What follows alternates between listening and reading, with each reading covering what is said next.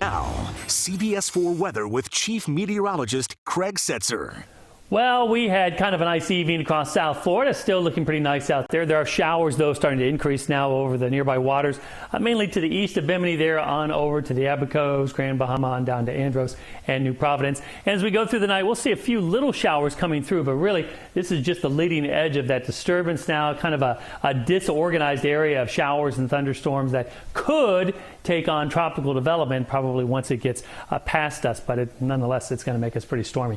High temperatures today in the upper 80s to around 90s the normal. We're probably going to be a little bit closer tomorrow because I think the rain's going to hold off for part of the day. We'll see a little more sun tomorrow. Feels like temperatures in the mid to upper 80s right now. Not a bad evening.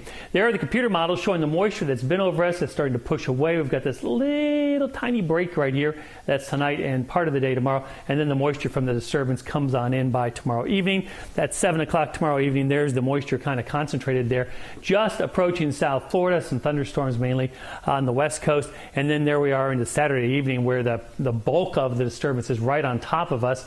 And then as we go into Sunday, it pulls away, but you almost see what we would call like a moisture tail setting up right into South Florida, and as well as another little feature over the Keys. If this works out, Sunday's going to be stormy as well. It's not going to be until Monday until we get some drier in. Some of the downpours could be really, really heavy, especially Saturday into Sunday. There is the disturbance tonight. You can see it there. Once again, moving to the west, has to cross us, and then the development potential goes up. Possible development into a tropical depression, most likely by early next week, based on the timing of the latest models. There's Paulette looking pretty healthy tonight despite very strong wind shear in Renee.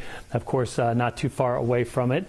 There are the threat cones tonight. Paulette forecast to strengthen into a Category 2 storm as it approaches Bermuda there Monday night. So folks in Bermuda obviously watching this very closely, and Renee just kind of sputters along after it briefly becomes a hurricane. Besides Renee and Paulette, we have this strong tropical wave that's come off to the into the eastern Atlantic. Another wave on its heels.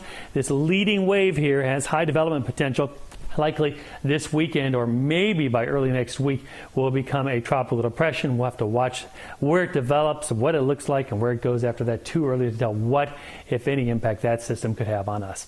Temperatures across the country, about the southeast third is warm, but the rest of the country definitely not fall like here though.